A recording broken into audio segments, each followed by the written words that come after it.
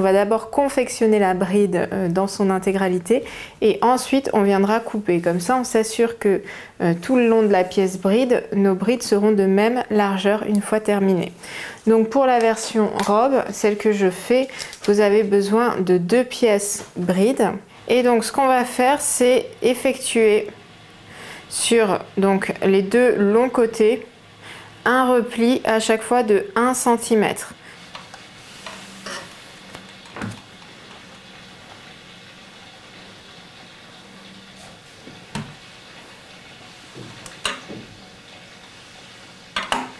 Ensuite, on va dégarnir parce qu'après, vous voyez, on va replier une nouvelle fois.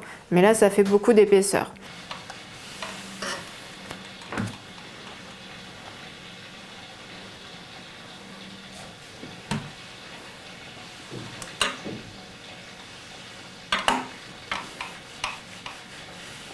Et ensuite, on replie une nouvelle fois, vous voyez la bride comme ça, envers contre envers, donc les 2 replis bord à bord.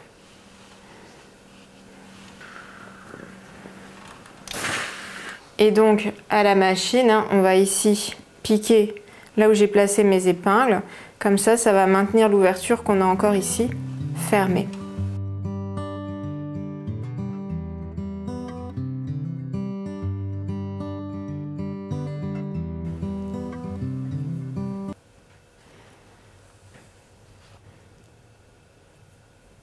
Vous allez comme ça replier chacune de vos brides. Et en fait, on va se servir, vous voyez, de la bride qu'à ce niveau-là. Donc là, si vous avez un petit peu plus de 1 cm de rentrée de couture, c'est pas grave. Donc la pièce sous patte, c'est vraiment très simple. Vous avez une pièce comme ça qu'on va venir ici, donc plier endroit contre endroit. On va pas la marquer au fer tout de suite parce qu'en fait, on va juste ici épingler les 2 petits côtés, donc au niveau des extrémités. Donc vous voyez, je mets bien ici les pièces bord à bord au niveau des petits côtés et on va venir piquer les 2 petits côtés à 1 cm du bord à la machine. On va ensuite pouvoir passer au fer. Et donc avant de former nos pièces, on va venir ici cranter l'angle. Ça va nous permettre de replacer la pièce, cette fois-ci non pas endroit contre endroit, mais envers contre envers. Et donc on a l'endroit face à nous. Et on va tout simplement repasser ici nos pièces sur toute la longueur pour former du coup la patte de boutonnage.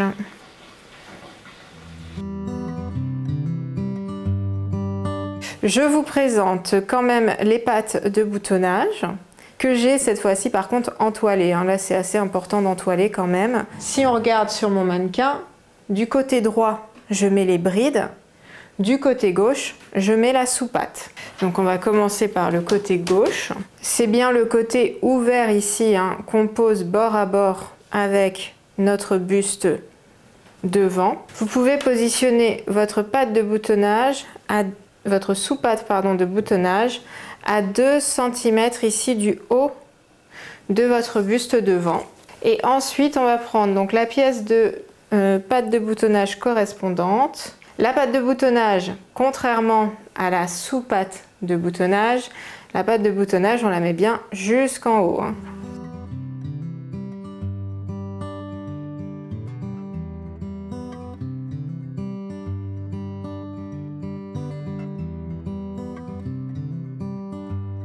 On va s'occuper du côté droit. Une fois que j'ai ici tous mes repères, on va venir positionner les brides qu'on a confectionnées une à une. Donc on va garder le côté nous en droit, donc celui-ci, et on va le placer hop comme ça. Donc vous allez pouvoir positionner chaque bride comme ça. Et donc c'est au niveau du croisement ici que vous devez être à 1 cm du bord de votre pièce.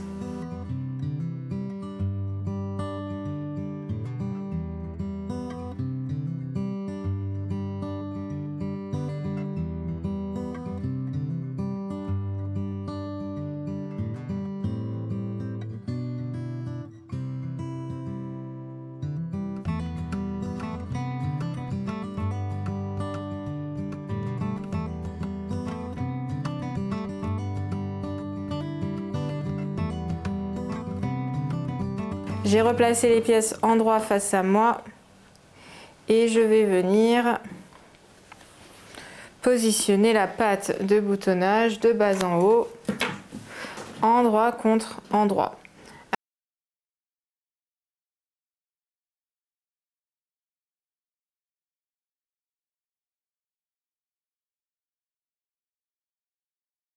Voilà.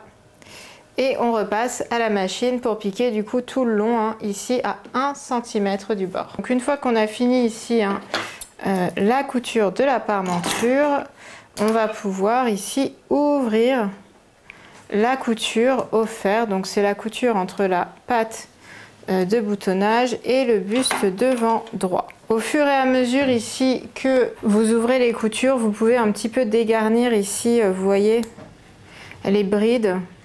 Une fois que vous avez fait ce petit travail, on va pouvoir plaquer donc la parmenture sur l'envers du tissu, donc sur l'envers du buste devant.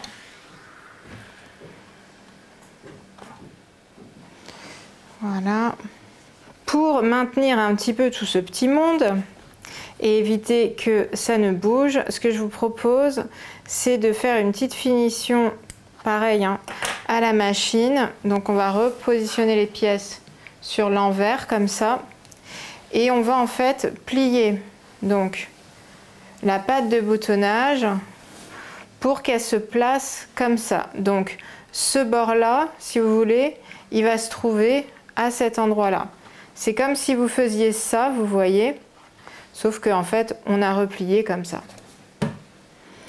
Donc vous repliez un repli, hop, jusqu'à ce qu'il aille au niveau du milieu devant. Voilà. Et vous pouvez faire du coup un épinglage à 1 cm du bord. Et normalement cet épinglage hein, doit bien prendre tous les rentrées de couture. C'est-à-dire que là vous aurez ça comme ça en termes de finition.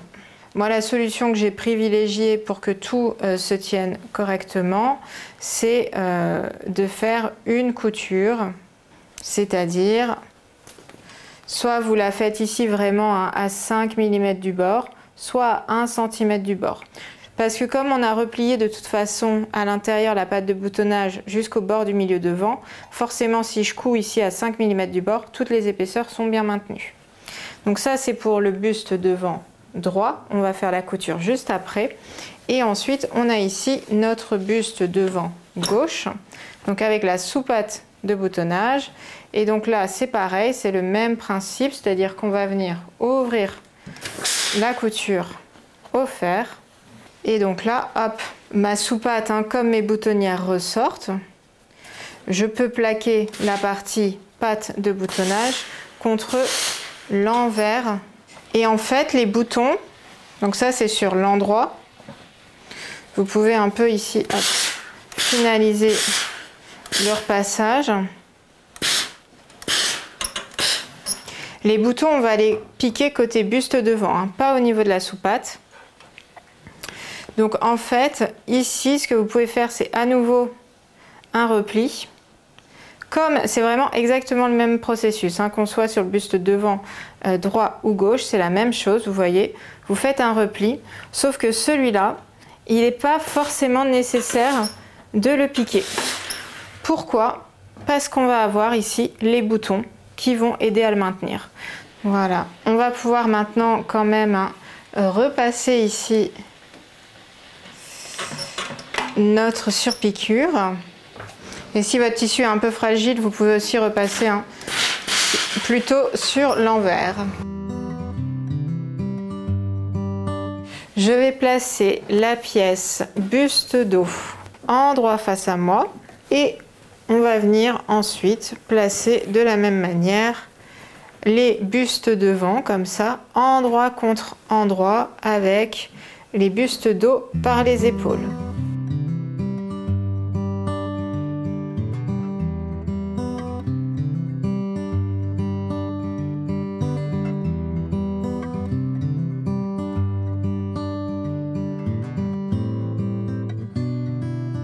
Et donc pour finir l'assemblage, on va venir, vous vous en doutez, ouvrir les coutures au fer.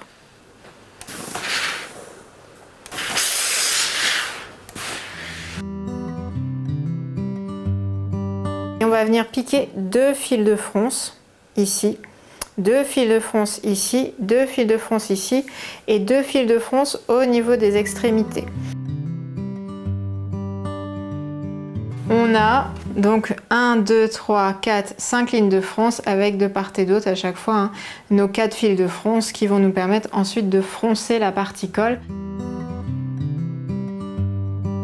Il faut bien mettre les brides du côté droit de la parmenture de colle quand elle sera portée. Donc moi le côté droit c'est celui-là. Je vais venir placer ici les brides. Donc on se rappelle hein, la bride ici, le croisement doit arriver à peu près à 1 cm du bord de la parmenture de colle et vous pouvez vous aider hein, des marquages. J'avoue je l'ai fait à l'œil nu, mais vous pouvez vous aider bien sûr des marquages au niveau de la feuille de patron, c'est fait pour ça. Donc ça c'est mon haut du col et donc je vais pouvoir placer en fait le col froncé endroit contre endroit, le haut ici endroit contre endroit avec le col. Hop, et on va épingler uniquement ici le haut du col.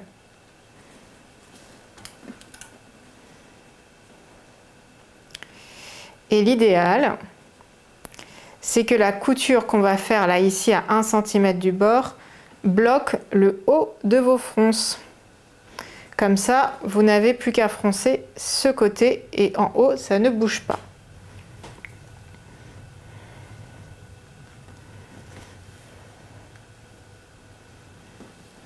Vous trouvez ça un peu plus facile. Voilà. Donc là, on va juste piquer ici à 1 cm du bord le haut de notre col.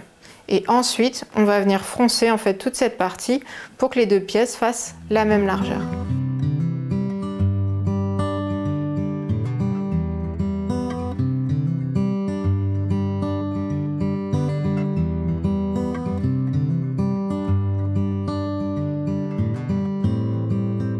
Et vous pouvez terminer en ouvrant ici votre rentrée de couture.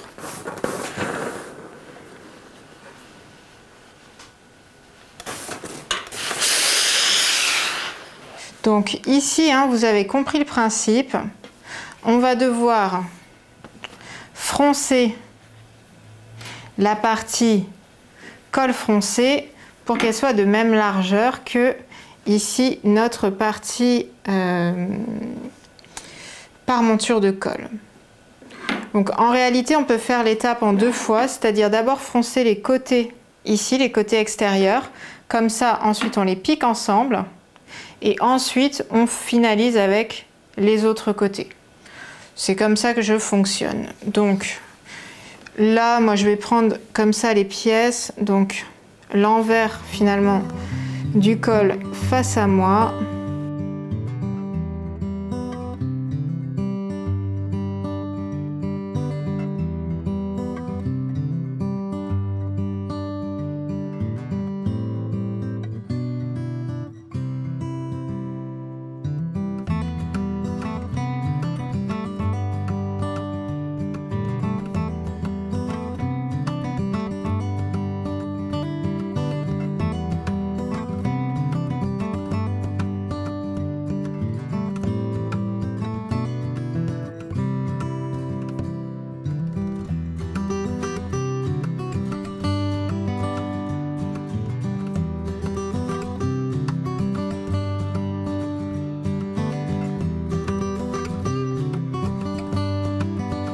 On va ensuite pouvoir ici dégarnir notre angle et ensuite on va pouvoir, vous voyez, hop, replacer le col donc envers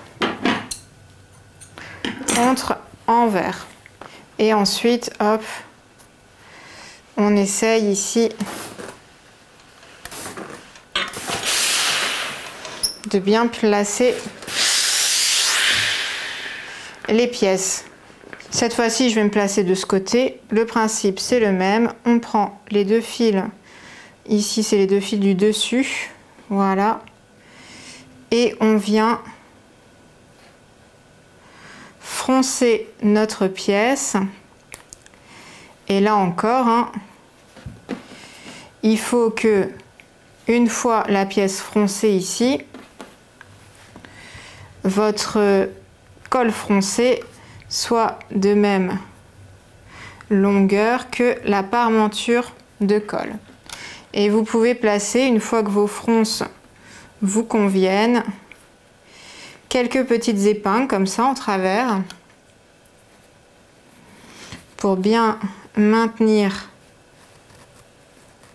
les fronces.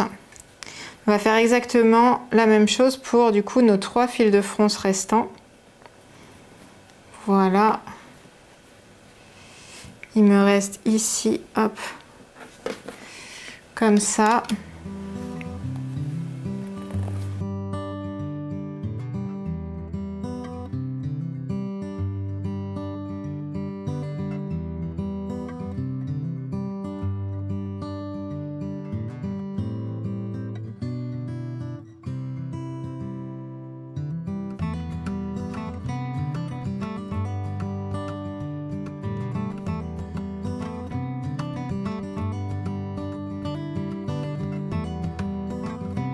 On va partir d'ici et on va coudre tout là. Je fais pas le marquage à la craie, hein. Hop. Et ici, je vais m'arrêter à 1 cm, 1,5, c'est encore plus confortable, 1,5 du bord. Et ça, je le fais sur mes 3 lignes de couture.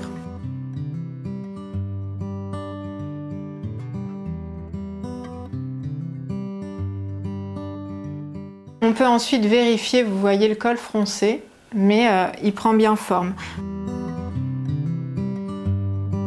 On va assembler cette partie-là en tissu principal avec le tissu principal et l'autre côté, donc la parmenture de colle, servira à cacher le rentré de couture. Avant ça, il faut qu'on prépare au niveau des bustes dos et devant les fils de fronce. Donc on va piquer au niveau du buste devant, de chacun des bustes devant, 2 fils de fronce à 5 et 8 mm du bord et on va faire pareil au niveau du buste dos.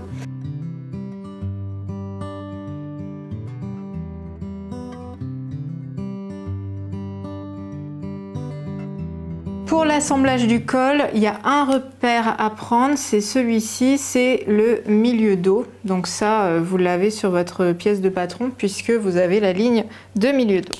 Il faut comprendre ensuite que sur votre col froncé, en fait, les lignes de fronce ici correspondent à des repères. Donc celle-ci, c'est la ligne de milieu dos.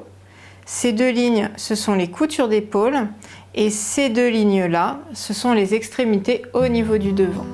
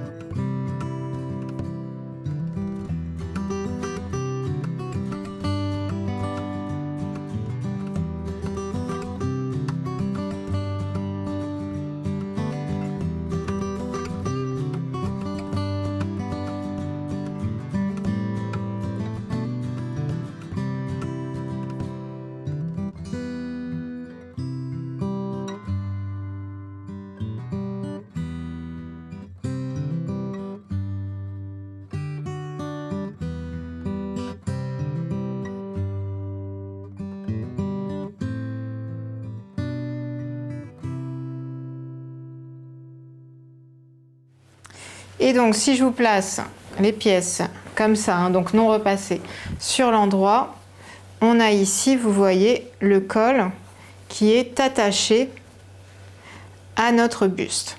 Et en fait, ce qu'on va venir faire, donc à l'étape suivante, c'est ici, vous voyez donc coucher le rentré de couture côté col, et ensuite on va se servir de la parementure de col ici pour refermer et donc cacher le rentré de couture. Ce que j'aime bien faire ici, c'est un petit peu dégarnir, c'est au niveau des milieux devant, parce qu'il y a souvent un petit embouteillage, surtout ici avec la pâte de boutonnage. Voilà, vous voyez, une fois repassé, ça va faire ça. Et n'hésitez pas à cet endroit à vraiment respecter, on va dire, la largeur du col définie par la parementure. Donc, vous savez, hein, de ce côté, il y a des fronces, donc le col se tient moins bien en largeur. Donc, il faut bien ici que quand vous faites le repli de 1 cm au niveau de la parementure de col, ce repli se place sur la couture d'assemblage du buste avec le col froncé. Voilà. Sinon, vous allez avoir un col trop grand et trop haut.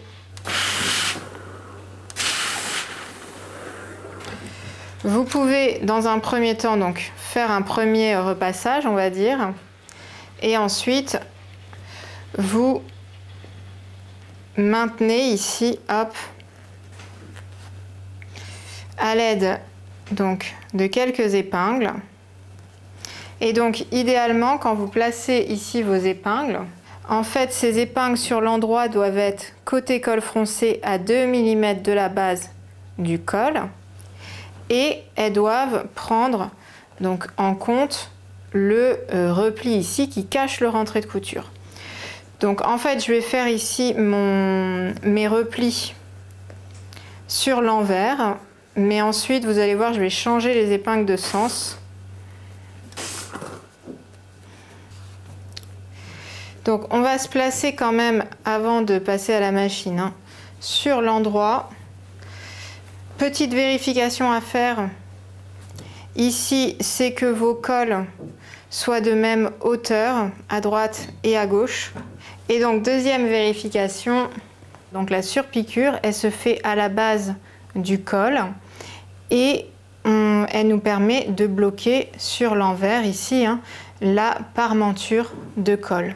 Donc c'est une surpiqûre qu'on peut effectuer à la machine et moi j'aime bien la faire sur l'endroit. C'est pour ça que je vais, vous allez voir, changer les épingles de sens pour les avoir côté endroit et faire en sorte que si je place mon épingle à 1 ou 2 mm de la base de la couture col buste, j'ai bien dans cet assemblage ici aussi la parementure qui est prise en compte.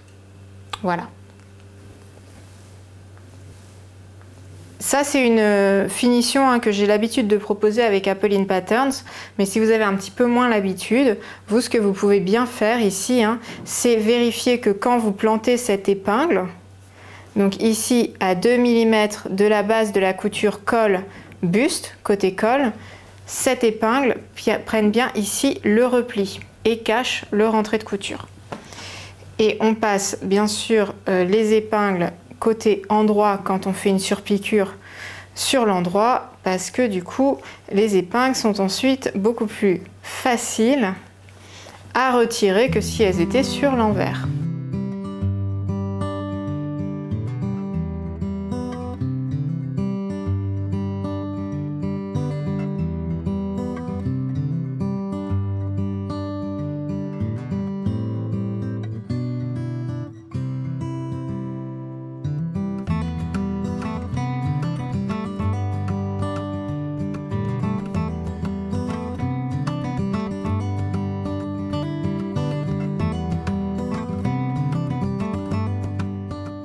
Du coup ici, alors on pourra ensuite enlever les fils de fronce, hein, qu'on avait utilisés ici de part et d'autre du fil définitif.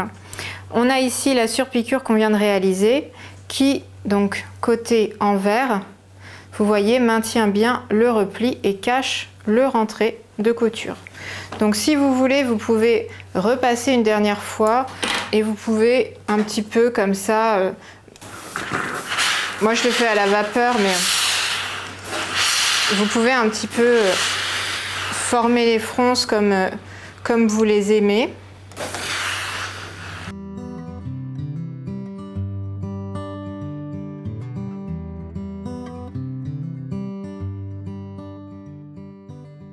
Si vous voulez, hop, ensuite on peut placer la pièce cette fois-ci, donc c'est l'endroit qui est face à nous. Et on va pouvoir, vous voyez, tracer la ligne de fente ici. Je la centre par rapport à mon entoilage. Vous pouvez aussi tout simplement prendre les repères que vous avez sur votre patron. Donc on va devoir ensuite épingler notre pièce ici, propreté, le long de cette ligne. Et vous pouvez ensuite ici dessiner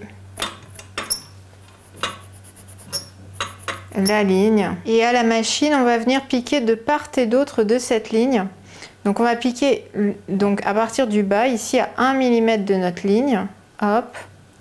On va faire une petite rotation ici et on va repartir en cousant à 2 mm de la première ligne. Donc c'est une toute petite couture et ça va nous permettre ensuite de finir proprement ici notre ouverture de manche. Donc pour que vous voyez ici correctement, vous voyez j'ai une première ligne de couture ici. Là j'ai comme une petite couture, on va dire parallèle au bas de la manche, donc perpendiculaire à celle-ci. Et hop, ensuite ma deuxième ligne de couture. Ensuite, on va prendre les petits ciseaux et on va cranter ici entre les deux lignes de couture. Donc il n'y a pas beaucoup d'espace, je vous ai dit, on a cousu les lignes à 2 mm l'une de l'autre. Voilà. Et une fois qu'on arrive ici, il faut bien aller cranter jusqu'aux deux extrémités ici de notre sorte de... Ça fait comme un rectangle en fait, vous voyez. Il faut vraiment cranter au plus proche en y allant tout doucement parce que c'est ce qui va nous permettre ensuite, je vais vous le montrer tout de suite, de retourner la pièce, du coup propreté de manche, vers l'envers.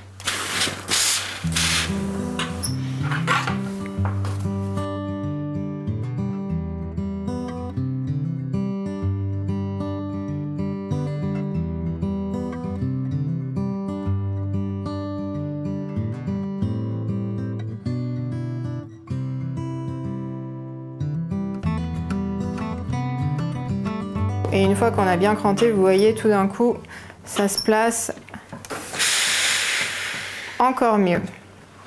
Une fois qu'on a fait ça, on ne va pas laisser nos bords comme ça, tout effiloché. On va faire, donc, au niveau de chacun des côtés, un repli comme ça. Voilà. Et là, on a donc l'envers de notre pièce et ici, l'endroit. Donc sur l'endroit, ça va juste faire une fente. Et à la machine, on va venir piquer le long ici de notre bord replié des trois côtés.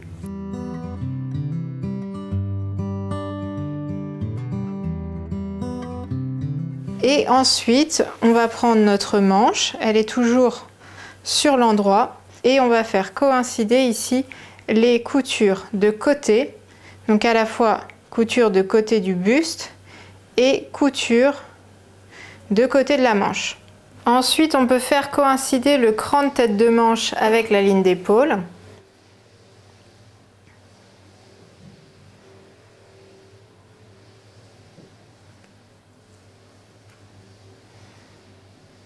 Une fois qu'on a fait ça, vous voyez, il y a la tête de manche et l'emmanchure qui se placent bord à bord. Et en réalité, il y a très peu d'embus sur ce modèle. J'ai vraiment pas mis beaucoup de fronces. Donc normalement, souvent, rien que le fait, en fait, de froncer la tête de manche suffit à résorber l'embut. Vous voyez, moi, je vais pas froncer davantage. Sinon, je vais pas pouvoir faire coïncider les deux côtés. Voilà.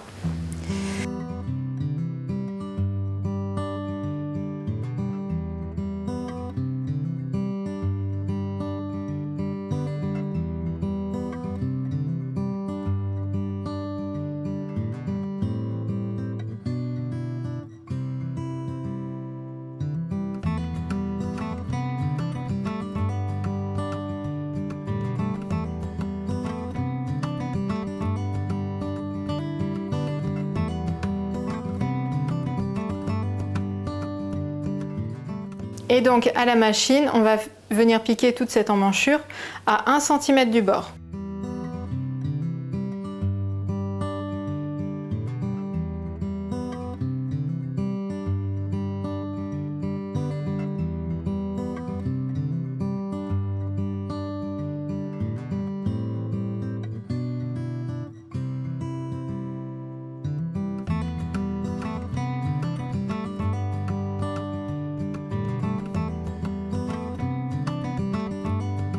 Alors vous le savez, dans ce patron, il y a différentes options pour la partie poignée de manche. On peut réaliser un poignet de manche avec des broderies, donc c'est ce que j'ai fait ici. Et on peut utiliser un poignet de manche plat. Le montage va être exactement le même une fois que vous avez brodé votre partie bracelet de manche avec la parmenture ou que vous ne choisissez pas de broder et utiliser cette partie plate. Donc, en fait, si par exemple, vous voulez faire les bracelets de manche plats, vous allez placer vos bracelets de manche avec les pièces parmenture, endroit contre endroit, et on va piquer 3 des 4 côtés à 1 cm du bord, à gauche et à droite. Voilà, c'est pas plus compliqué que ça pour préparer les bracelets de manche. Pour le poignet de manche, du coup avec le point diamant, je vais faire exactement la même chose, c'est-à-dire que je vais venir ici positionner ma parmenture de manche par rapport à mon poignet de manche brodé. Donc on va faire celui-ci, c'est-à-dire le poignet de manche non brodé. Donc on épingle, comme je vous ai dit, 3 des 4 côtés et on va piquer. Donc dans les 3 des 4 côtés, il y a les 2 petits côtés et le long côté. Et ensuite, on va piquer du coup nos pièces endroit contre endroit.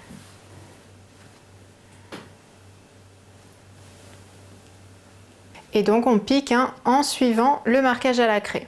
Sur le poignet diamant, c'est un petit peu différent. Donc je vous ai dit sur toute la partie du tutoriel poignet de manche brodé que j'aime bien prendre un petit peu de marge parce que ça reste un point à la main, un point de broderie, il peut y avoir un petit peu de décalage. Donc si vous voulez, une fois qu'on a brodé, donc je laisse généralement 5 cm de marge de part et d'autre. Comme ça, ensuite, je peux donc faire coïncider la longueur de mon poignet de manche qui fonctionne comme parmenture de manche. Et je peux faire en sorte, du coup, en centrant mes points, vous voyez que ici, j'ai bien ensuite la longueur adéquate. Donc la longueur adéquate, c'est celle que j'ai pris ici. Hop. Et ici. C'est la longueur, donc la largeur, pardon, que doit mesurer votre poignet de manche à la fin. Vous allez me dire, mais il me semble qu'il y a plus d'espace ici que de ce côté-là. C'est vrai et je vais vous montrer pourquoi avec cette pièce. En fait, quand on monte un poignet de manche, donc il y a un des côtés de la manche, vous voyez, où la couture va être dans le prolongement du bas de manche et de l'ouverture de fente. De l'autre côté, alors là j'avais fait 1 cm parce que c'était un prototype, ça m'était un peu ric-rac. Du coup, j'ai rajouté dans votre version c'est 2 cm. Donc la démarcation se verra un petit peu plus. Mais vous voyez, de ce côté-là, le poignet de manche dépasse de 2 cm. Comme ça, il peut se glisser ici sous l'autre côté du poignet de manche. Et on peut ainsi coudre les boutons pression qui nous servent ici à refermer le poignet. Donc, en fait, cette différence, il faut qu'on l'applique aussi à ce niveau-là. Donc, c'est pour ça que ici, j'ai fait une ligne à 1 cm de mes derniers points de broderie. Comme ça, en fait, je vais piquer, hop, le long de ma broderie. Et de l'autre côté, je laisse 3 cm, donc 1 cm de marge de couture et 2 cm de superposition. Voilà, c'est ce que vous devez obtenir une fois votre poignet de manche monté. Je vais donc pouvoir ici recouper l'excédent, comme ça, ça va être encore plus clair. Voilà. Et là, j'ai de l'autre côté, normalement, 3 cm. Comme ça, ce côté, ce sera celui avec la superposition et celui-là, ce sera sans superposition. Normalement, une fois que vous avez fait ça, vos deux pièces, vous voyez, sont de même largeur, la pièce parmenture et la pièce brodée.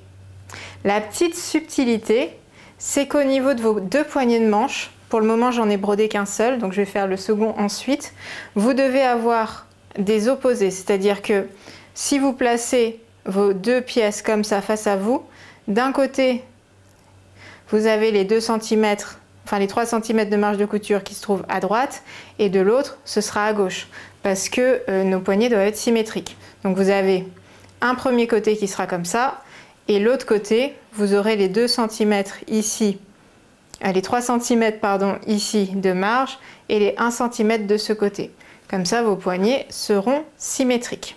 Et ensuite, une fois qu'on a fait ça, c'est le même principe que pour le reste, c'est-à-dire qu'on va placer la parmenture de manche endroit contre endroit avec le poignet brodé et on va piquer tout le long.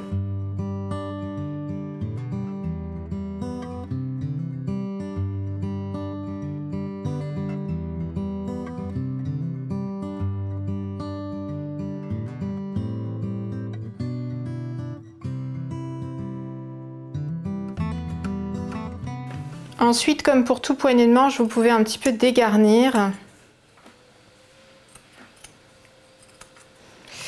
les rentrées de couture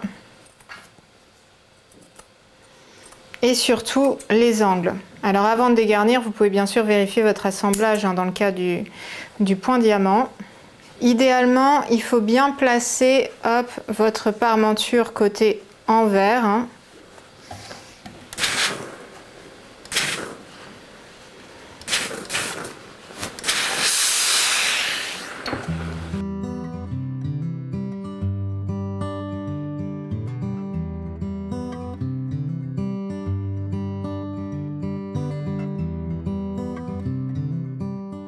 Voilà, donc là votre poignée de manche est formée et vous pouvez normalement, vous voyez un petit peu le pré-fermé ici et vous avez un petit peu le résultat. Je vais essayer de vous montrer avec le poignet qui est à plat, donc ça c'est un autre prototype que j'ai réalisé. Donc vous voyez, ça c'est ma manche gauche, j'ai bien ici le poignet de manche dans le prolongement de mon ouverture qui se place comme ça, et ensuite j'ai ici les 2 cm de décalage.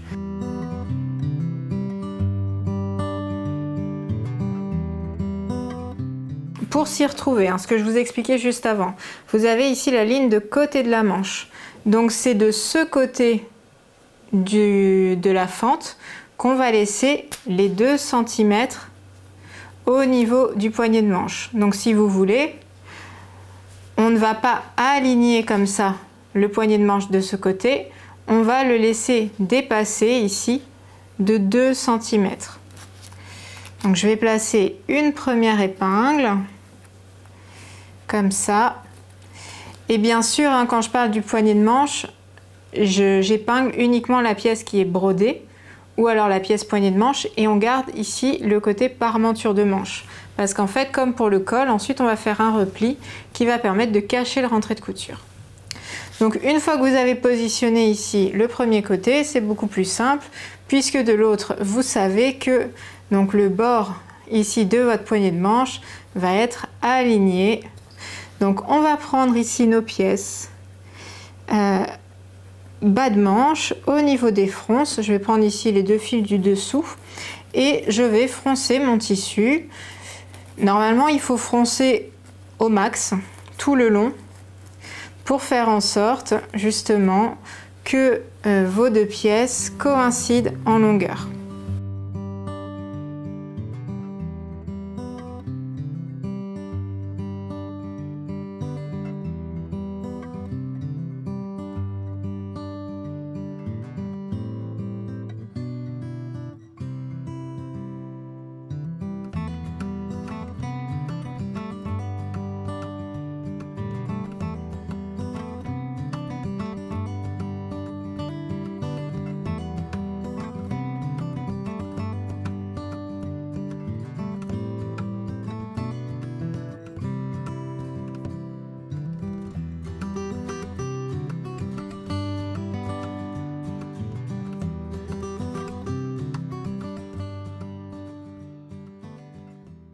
Donc quand on replace les pièces sur l'endroit, vous voyez, j'ai ici mon poignet de manche qui est assemblé à ma partie bas de manche.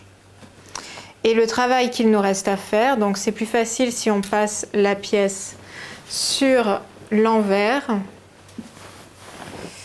Ce qu'il nous reste à faire, c'est un petit travail au fer et une surpiqûre. Donc, je vais vous montrer. J'insère ici le poignet de manche dans la jeannette. Pouvoir couper ici les fils de fronce. On va venir coucher les rentrées de couture à l'intérieur du poignet. Comme ça, ici, ensuite, on peut, hop, vous voyez, faire le repli.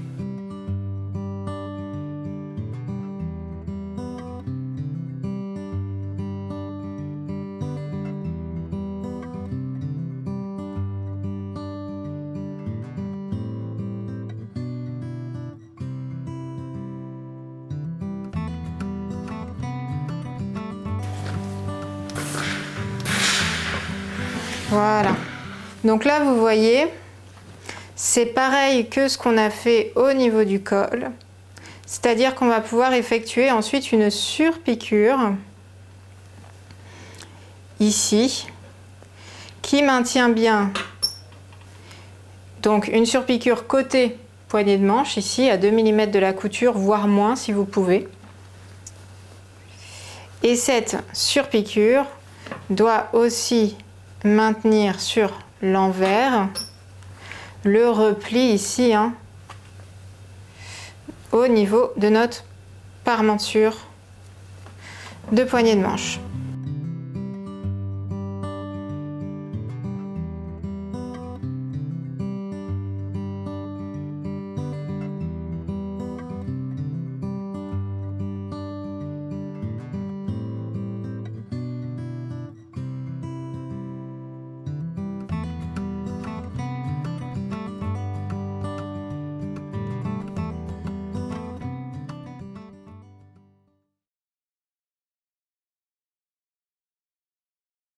Comme je vous le disais un petit peu plus tôt dans ce tutoriel, justement, je ne vais pas vous imposer la couture de tous les boutons. Donc, on va en faire un ensemble. Je vais vous expliquer. Donc, vous vous rappelez, au niveau de la parmenture, on avait fait un repli qu'on n'avait pas maintenu par une surpiqûre parce qu'on s'est dit que ce n'était pas nécessaire puisqu'on allait coudre un bouton. Donc, avant de coudre votre bouton, il faut bien s'assurer ici que votre parmenture est comme ça et pas ouverte. Il faut bien que tout soit ensuite maintenu par la couture du bouton. Une fois que ça c'est bon, que cette petite vérification est faite, on va prendre du fil, une aiguille et ensuite du coup, là j'ai mon repère pour le bouton. Donc je passe bien dans la parmenture qui est repliée et je vais chercher donc au niveau de mon bouton. Comme ça, ici, on s'est assuré que la parmenture est bien fixée.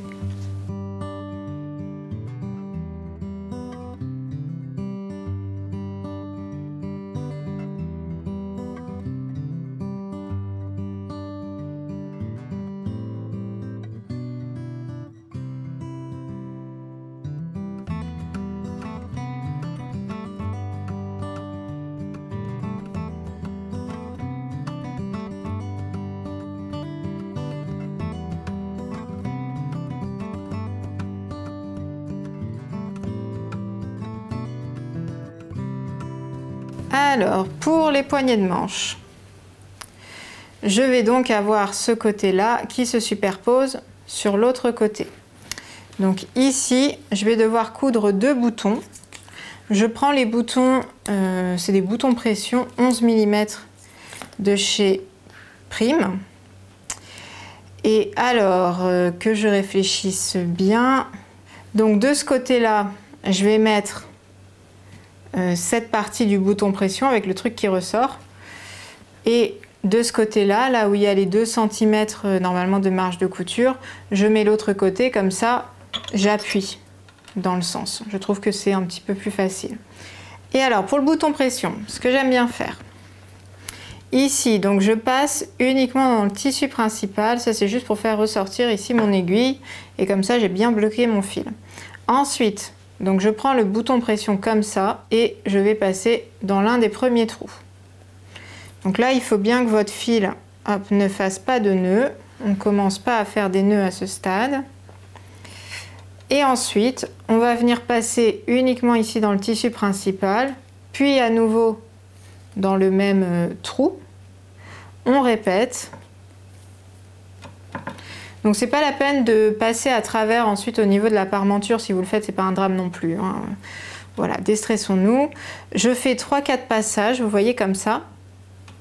Et une fois que j'ai fini le 3e passage, pour aller dans l'autre trou, je repasse à l'intérieur de mon tissu principal uniquement.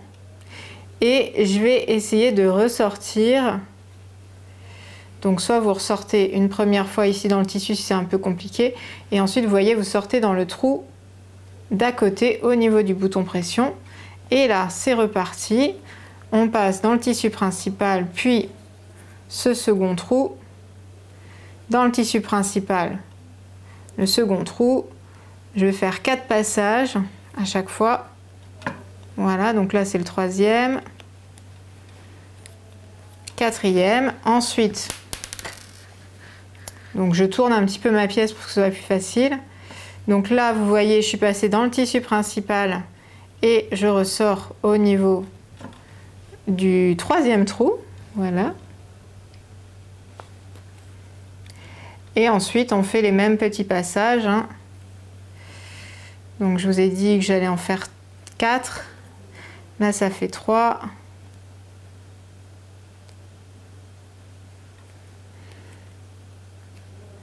Ensuite 4. Une fois que je suis là, je repasse dans le tissu pour ressortir par le dernier trou. Voilà. Et je vais retourner la pièce comme ça. Et ensuite je termine, donc comme pour les autres côtés, en essayant de ne pas prendre ici le fil. Il s'est coincé dans l'angle. Hop. Tac, voilà. Et je répète, je fais 4 passages pour bien sécuriser du coup mon bouton, hein, pression au niveau des 4 côtés. Voilà. Une fois que j'ai fait les 4 passages, je vais venir passer juste dans le tissu principal ici comme pour bloquer mon fil. Et ensuite, comme tout à l'heure, je coupe l'extrémité du fil et je fais quelques petits points ici. Enfin, c'est des doubles nœuds. Nœud, double nœud, second double nœud. Voilà. 3e double nœud. Et ensuite, hop, je coupe l'excédent. Et là, mon bouton pression est bien solide, il est bien fixé. On est donc arrivé au terme de ce tutoriel, hein, qui vous permettra de réaliser la version blouse ou robe du patron, que vous ayez choisi la finition ici avec le point brodé diamant ou alors la finition de poignée de manche plate comme sur cette blouse. Voilà, vous avez différentes options, donc vraiment faites-vous plaisir. J'adore ce modèle parce que je le trouve très élégant avec la partie col montant un petit peu froncé. J'adore ce détail et du coup je trouvais que c'était vraiment un patron d'hiver, quoi. C'est un patron que je sors en novembre. Je me voyais pas vous proposer quelque chose avec une ouverture très dégagée, même si je sais, voilà, que certaines personnes n'aiment pas avoir quelque chose autour du cou, mais voilà, j'essaye aussi de satisfaire tous les goûts. J'espère que vous avez appris plein de techniques dans ce tutoriel. Je vous rappelle qu'il y a un vrai tuto, hein, dédié sur le point broderie où on prend vraiment le temps de faire notre point broderie, etc. Donc vraiment, allez-y si vous êtes abonné au studio. Et quant à nous, on se retrouve bientôt pour de nouveaux tutos. Et vous avez aussi un autre patron qui est sorti, beaucoup plus rapide, beaucoup plus simple, c'est celui d'une petite jupe trapèze qui va d'ailleurs super bien avec la version blouse de ce patron. Et c'est pour ça que je voulais vous proposer les deux, comme ça vous avez au moins une tenue Apolline Patterns pour l'hiver 2023-2024. Voilà, allez, je vous dis à très vite pour de futurs tutos, à bientôt!